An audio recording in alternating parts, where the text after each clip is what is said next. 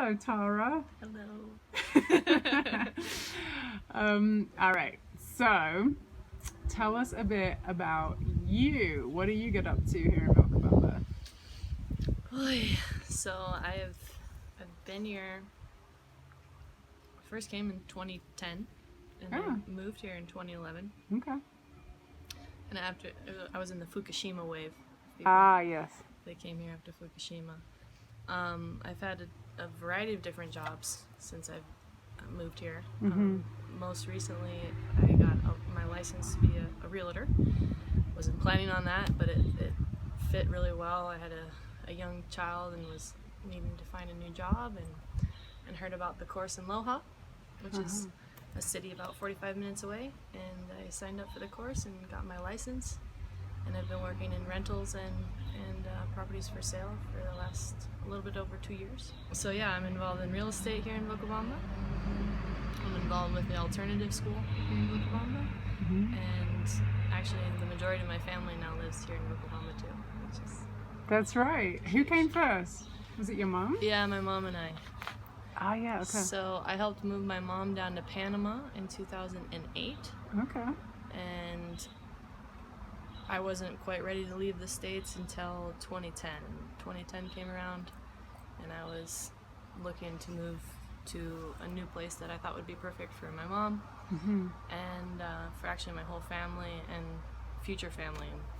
I did actually wind up having a baby here in Vilcabamba, so we wound up picking the place that we could raise our kids and felt like it was a healthy environment going forward in the future. It was actually, I was in Panama with my mom, and I started coming up with a whole list of requirements about what I wanted in a place for myself and for my whole family. And literally Vilcabamba was the only place on the planet that actually fulfilled every requirement. Wow. Which is, I think, pretty significant, actually. And did you guys know about Vilcabamba prior to Panama, or you found out about it while you were there? Or? No, yeah, so my mom she decided she wanted to move to Panama, so I helped facilitate that. I speak Spanish. So I helped facilitate that in 2008, and then came and checked up on her, and then yeah, it wasn't until 2010, like fall of 2010, that I was ready to find my new location. So I went down, stayed with my mom, and bless my mom, she kind of let me run the show and figure out the next spot that we might be able to check out as a potential place to move to. And so yeah, all my research led me to Vilcabamba. So yeah, I mean, that list was actually a pretty simple list. I thought, but it was actually pretty difficult to find a place that fit all those requirements. So my main requirements was a secure and clean water source. Yeah. We have the Podocarpus National Park right above us here in Vilcabamba. So we're at the headwaters. We're the first people that receive water from the Podocarpus, and theoretically it's protected. It's a national park. Even a little bit further downriver from here, like where the airport is, even further, you know, that water winds up going to Peru, but even in Catamayo where the airport is, it's already quite contaminated. So, and that goes, I think, for most places in the world, a lot of the water sources are becoming quite contaminated, and I just wanted to make sure that no matter what, we'd have clean water. So I actually first found this place on Google Earth. I was looking at drainages on Google Earth, and sure enough, I saw these 3 drainages come in here to the valley, and I looked it up on Google, and what do you know, it's the Valley of Longevity. Wow. A lot of it has to do with the water. So the other things on my list was a year-round growing season. To me, that meant real security, so that no matter what, we're not dependent on trucks bringing in food to our grocery stores, and then what happens. Right. And I don't even need to get into conspiracies. I'm just playing out some different scenarios when I was living in the States, and I felt very insecure about our food source. I'm from Colorado. You know, we can have up to 9 months out of the year with snow. So yeah, just based on that fact, like, we could have had Highway 82 be shut down just because of a snowstorm, and then you know, what happens to our food supply after a certain amount of days. So I wanted, you know, living in a place that had a year-round growing season was really important to me too. That was up in the top 3. So water, year-round growing season, clean air. There's a couple facts I'll share about that is I have another friend actually that's really researched on chemtrails. I don't need to go into that, but she said basically for her it was either moving here or Pakistan. That they were the only two places that she found on the planet. She did extensive research that there weren't chemtrails being sprayed directly overhead. There's actually no airplanes that fly directly overhead above us. We only get the helicopter once a year that brings in the president. So, Right. so clean air, clean water, clean food. Because of the Coriolis effect at the equator, generally speaking, all the air that's in the southern hemisphere on the planet stays in the southern hemisphere. All the air that's in the northern hemisphere stays in the northern hemisphere. You can look it up, the Coriolis effect at the equator. There's a slight mixing, but it's like very, very, very minimal. Interesting. So, the majority of land masses and industry, and thus contamination, is in the northern hemisphere. Down here in the southern hemisphere, we have very little land masses. Well, we got New Zealand, Australia, southern part of Africa, and South America. So mostly ocean. So even after Fukushima, that was pretty important to me too. I was already keen on coming down here, but after Fukushima happened in March of 2011, it's kind of like sealed the decision to move down here. Because that was a huge huge disaster on the planet that a lot of people don't talk about, but you know, radiation is a real thing. And I don't know, I was just, you know, reflecting a lot on what I wanted for my future, for my family, for, you know, my future family, and a clean environment was the most important thing. So really that's the main reason why I'm down here. In addition to that, my heart's totally in Latin America. It has been since I first made my first trip down in 2005. Okay. And yeah, I've been here for a long time, and I don't have any intentions of leaving. Vilcabamba's perfect for me. It's a small town, but there's people from all over the world. Literally from all over the world. One week, I think I served people from 6 out of the 7 continents. What? Yeah, I had a monk from Japan that week, so that one. I had a monk from Japan, and I had someone from Australia that week, so yeah. Wow. I mean, it's interesting. It's a small town, but most people that are here for similar reasons. And so even though there's, you know, differences in age, we all have a very common perspective. Yeah. Which I think has led to a significant forming of a community. You know, foreigners as a community, and also, you know, here with the locals, you know, their grandparents and ancestors were also, you know, farming organically, and you know, we've watched the organic market, for example, start here at a friend of ours' house, 5 or 6 years ago, and since then, the organic market has now become a full Saturday or market with foreigners, locals, a variety of different people sharing their goods, and certified organic, which is cool. That's another big point, is we have the year-round growing season, and I would be tempted to say we have some of the best food in the world. I get to go a lot of different properties around here, and I'd say we probably even have the most variety, or up there on variety of food in the world, because you have all these foreigners and locals here. Pretty much anything and everything that can grow if you don't need a frost. Right. So there's, you know, it's a richness in food for sure. And I would say there's a lot of us that are here that we would maybe call foodies, whether we're raw foodists or whole foods or whatever it is. A lot of us here are really focused on health and well-being and food.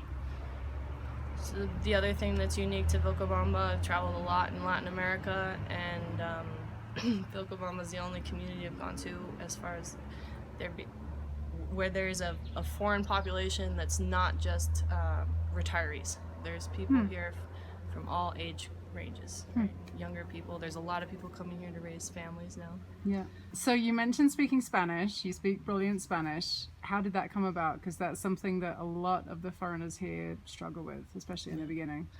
Yeah. So I came to Vilcabamba already speaking Spanish. Yeah. They didn't have the degree I wanted at my university. I went to the University of Colorado at Boulder. So, believe it or not, they didn't have a Latin American Studies program. So I wound up creating my own degree. I have an individually structured major. I don't say that on Facebook or anything else because people just ask a bunch of questions. But I have an individually structured major for existentialist studies of the real American dream. We don't need to go into all that right now. But basically, in 2005, I went first down to Argentina and Chile to learn to speak Spanish. Okay. So I went to a language school down there. And then I took another semester off of school and just traveled around throughout, South America and then Central America. Okay. And then back in 2007, I went to Mexico, studied there for a while. And then I did take a couple classes when I was in Panama. Just always wanted to improve my Spanish. But yeah, I have basically a Latin American Studies degree with Spanish as a minor. Okay. And I feel there's actually something in the process right now. I shouldn't probably say this publicly, but Vilcabamba needs a language school. I think that I think for tourism here, for academic tourism, for locals having more jobs, I think that a language school would be amazing here in Vilcabamba, and I'm actually working on that with a friend because there's not that many. I mean, we have Adriana that teaches Spanish. I used to teach Spanish, actually. I had 80 students between 2 classes, like what? beginner Spanish. Yeah, so people want to learn. They just, and Adriana's teaching. She does, I think, one-on-one. I don't know if anyone's doing classes, but I'm not sure. I think we'd have a lot more students come. I mean, tourists that are students pass through Vilcabamba if we had a language school. If there was more opportunity for people to speak Spanish here in this community, it's really easy to not have to speak Spanish. Right. I think that's probably why. Like I went and studied in Buenos Aires because I knew that the city would force me to speak Spanish. You're gonna have to, do or die. Yeah. So, and that's not the case here. It's very relaxed. A lot of the Ecuadorians speak some English too, and they're used to foreigners not speaking Spanish. Right. But there are a lot of foreigners that do speak Spanish too. I just think it'd be wonderful to have a school or more activities for foreigners to get more involved and speak some more Spanish. So you kind of came down here to check it out in 2010, and then you actually moved here in 2011. Is that right? Yeah. Yeah. I kind of knew before we got here that it was going to be the place just because it checked off on all my requirements. But yeah, we came here in end of 2010 and we stayed. We actually wound up buying property. And then we went back to the States and sold all of our stuff and moved down here in 2011. Okay. And that was you and your mom to begin with? Me and my mom. And then, so I knew that I could probably get my brother down here get my brother to a place that my mom and I would move to as long as there was boating. Because my brother's a major rafter and kayaker. So, sure enough, yes. Yeah. He came down here. My brother's, he grows mushrooms, edible mushrooms. So you deal a lot, obviously with real estate at this point and people coming in and out and interested in the place. Can you speak a bit about common issues that you see foreigners running into when they come here? Like maybe because the culture's unfamiliar, the language is unfamiliar, like any guidance for people to kind of not end up in messes when they come here? Don't be in any rush. Get to know people, talk to people, especially if you come to Vilcabamba. You'll wind up meeting a lot of different people just in town. Yeah. While I'm on that topic, and I'll continue answering the question, I just wanted to state something. If you do come to Vilcabamba and you go to town, don't make your entire opinion based on what's going on in town.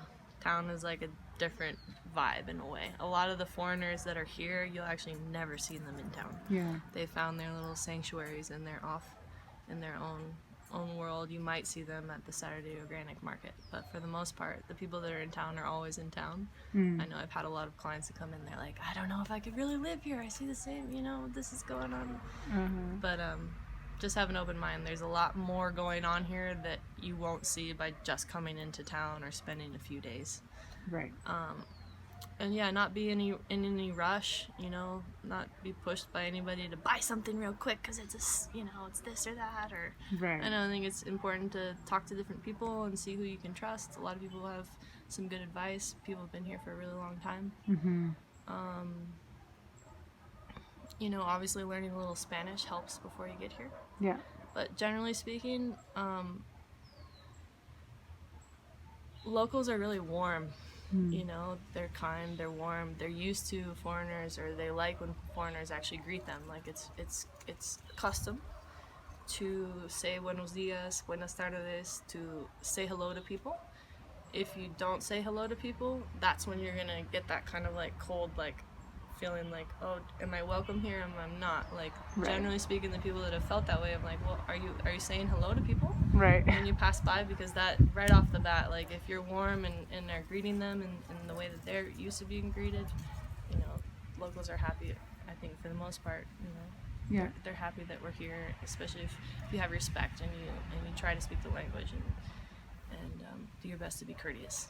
Mm-hmm. So definitely courtesy, saying hello all the time, even if you just have, you know, buenos dias, buenas tardes down, like just say that all the time. Anybody, that's the thing, if you pass by anybody on the street, they're used to you looking at them in the eyes and saying hello. Yeah.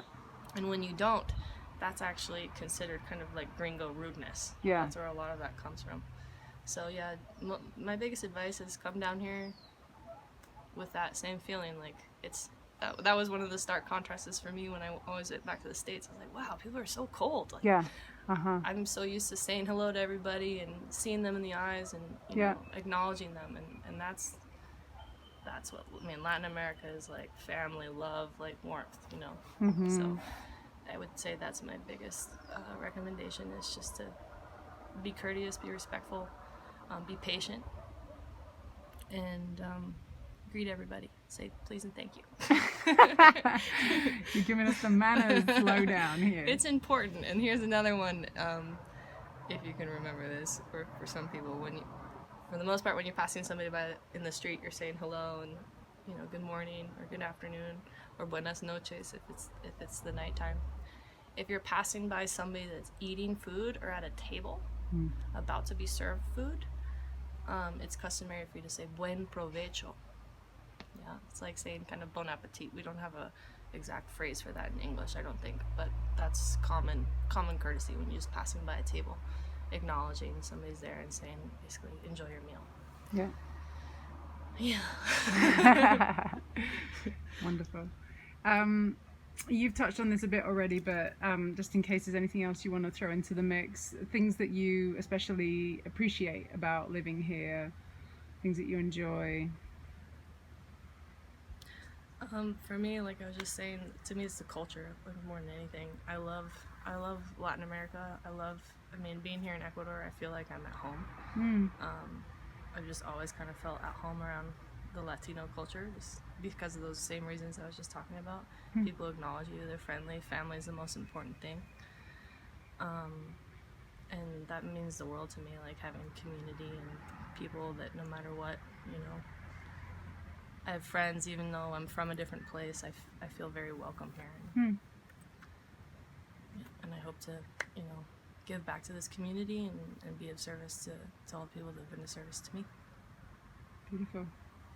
You mentioned that your daughter is at the local alternative school. Can you tell us a bit about that? I'm sure there's people watching who are interested. Absolutely. So there's only one alternative school here that actually has credentials, that has papers. We're certified with the Ministerio de Educación, the Ministry of Education in Loja. It's a school that's been around now 10 years, which is a huge accomplishment. Because we're a private school, we don't get any funding from the government. Right. And you know, most people living here, they can't afford to pay a huge tuition amount. Our tuition is very affordable, and so anyways, the school's been around for 10 years. We're improving constantly. Right now we just started up our second semester. Obviously, we're now here in the beginning of March. School goes through, I believe, goes through June and into like the first week of July. Okay. We have 7 grades, 1 through 7 grades. The earliest a child can enter the school is at 3 years old, and I believe the last grade is when they're 12 and 13. We're hoping to add grades going forward in the future, and we can do that if we start applying and doing the paperwork this year. We could get another grade next year, so that is the goal, to eventually have it be in elementary, middle, and high school. But those are future goals. Other future goals are to link it up with some study abroad programs in the States and offer local kids the chance to go study in different countries too. Wow. But for now, I guess I'll explain a little bit about the name of the school, because that kind of gives you a better picture of what we're about. So the name of the school is La Calandria. It's a bird. La Calandria is a bird that only exists in South America. And it's a bird that listens to all the other bird songs, all the other birds doing their songs all day. And the La Calandria bird takes all the other songs and composes kind of like the master symphony of all the other songs together. Wow. Yeah, so generally that's our idea. We're not a Waldorf school or a Montessori school per se, but we take what we feel is appropriate, given the culture, given where we're at with our students. It's a very international school. Kids from all over the world and Ecuadorians are there. So right now we have a wonderful woman, Rosario Wright. She is a Waldorf. She's a retired Waldorf teacher from California. She was originally from Bolivia, so she's totally bilingual. She's teaching us more about the Waldorf tradition and methodology right now, and also like counseling our teachers and stuff, so that they can, pull what they want to and with their curriculum. Nice. And there's other people that have some background in Montessori. Right now we're kind of more pulling from Waldorf, but that could change depending on who's here in the community and who wants to volunteer and offer help. But yeah, Right. it's a great option right now, and it's continuing to become better. We're putting a lot of effort into improving the school and expanding, and yeah.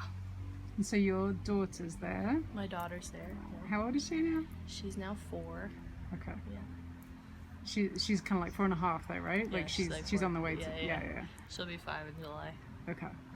And how long has she been there? When did she start? So this is now her 2nd year. Okay. Yeah. And she loves it. She loves it. She loves it. And as I understand it, pretty much everything's in Spanish. Currently. Yeah. But that's one of our other goals. Everything's in Spanish right now.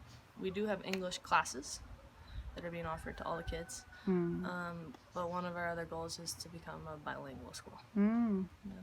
How many children are at the school at this point? Currently, I'd be guessing, to be honest. I think we're close to 30. Yeah. But I'm not sure.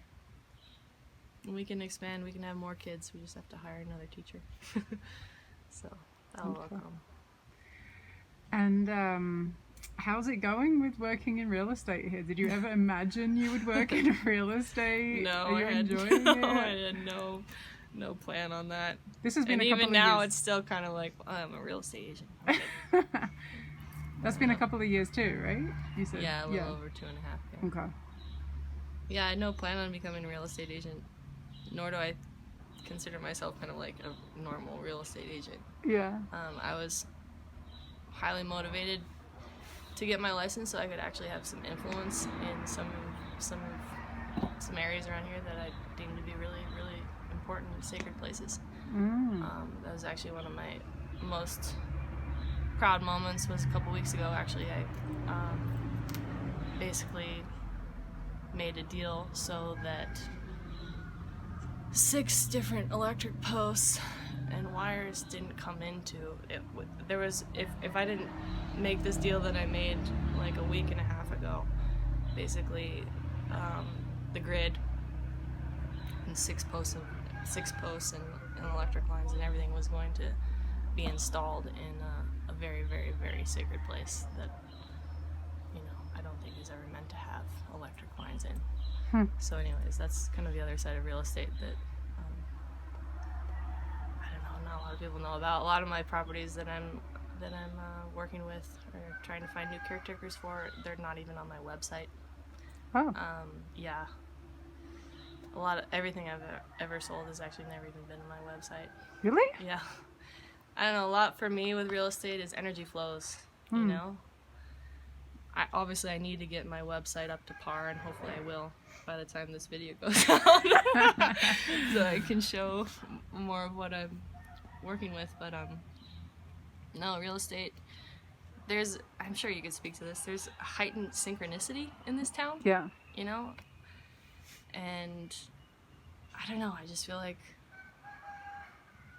I'm kind of being used in a way, like put in the right place at the right time to make sure that this caretaker is there. And you know, there's a lot of really special places here in Vilcabamba, not just in Vilcabamba but around Vilcabamba. It's just south of here, south of Yangana is the only place in all the Andes chain where the Andes go from going north-south and actually take a turn and go east-west. Yeah. Oh. There's two mountain ranges that that are the Andes that they collide here.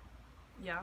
And supposedly, I haven't totally fact-checked this yet, but right over that pass, it's where the mountains collide and come, you know, take a turn down here past Yangana. Right over the pass past Yangana, there's more species per square meter than anywhere else on the planet. This is what I've heard. I haven't fact-checked it yet. But I would believe that because it's a unique zone, right? There's all these different winds and creatures colliding in this little vortex down here in the south that doesn't exist anywhere else. Wow. You know, Quito's in the middle of these chains, Cuenca's in the middle of these chains, and we're literally in a bowl of mountains here. Right. This was another thing on my list of requirements when I was looking for a place that we weren't going to feel earthquakes.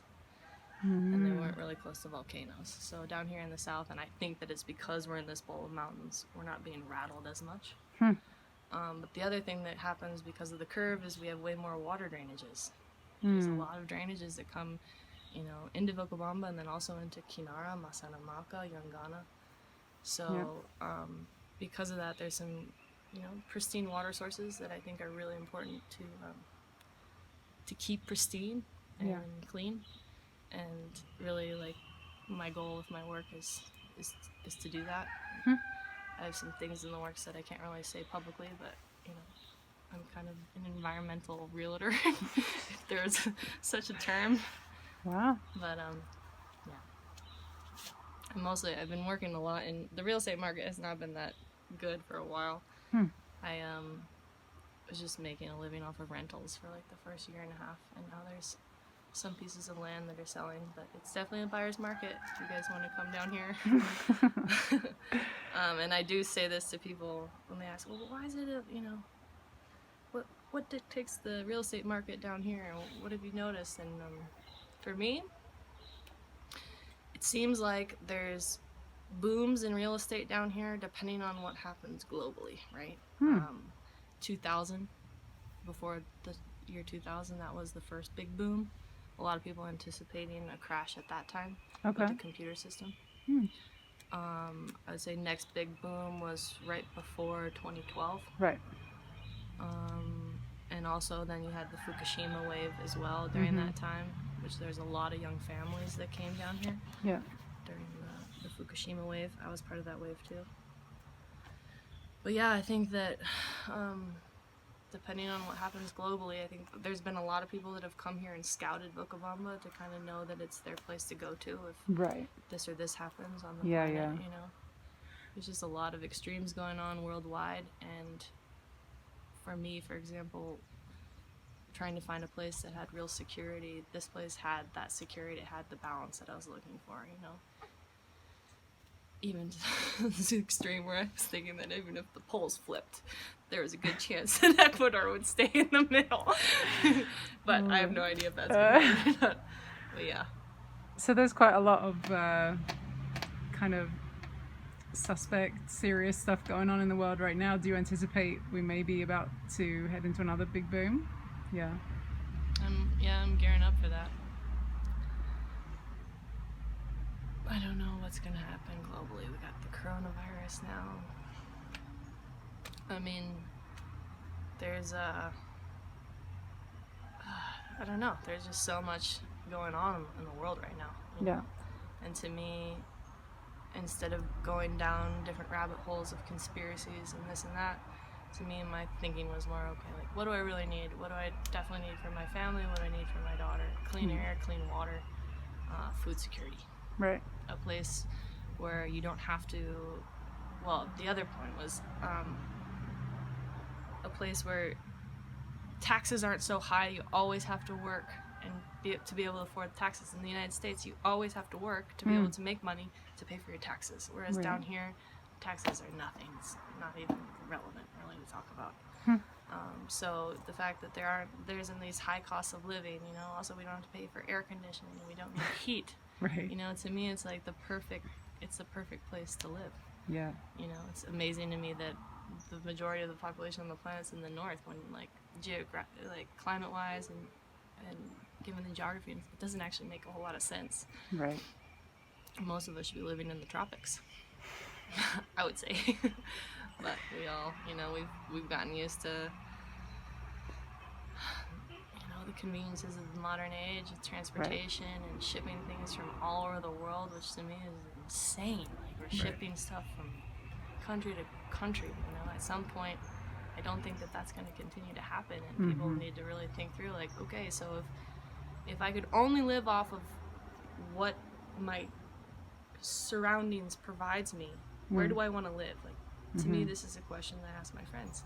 It's a very simple question. It's like, if you can only eat what's coming from your local area, are you happy with where you're living?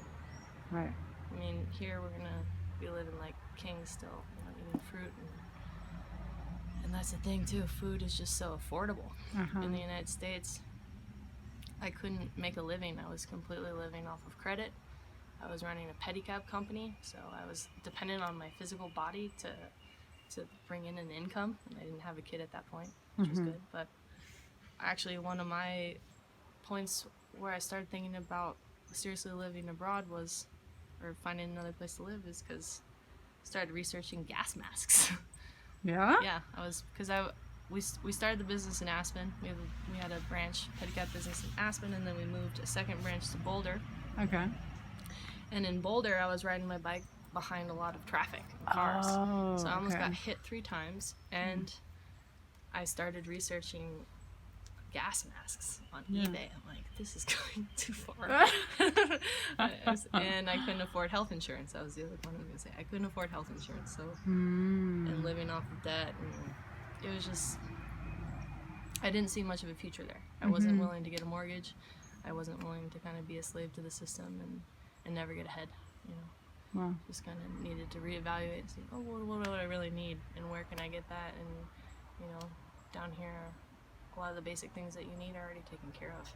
Even if you don't have money, there's fruit on all the trees around here. Another wonderful thing about this culture is it's commonplace. Like, I can go to the store downtown. They're all mom and pop stores, which I love. There's no chains here in Vilcabamba, which is awesome. I can go buy groceries at one of these stores downtown and say, hey, Marisol, can I pay you next week? Right. And they're totally fine with that.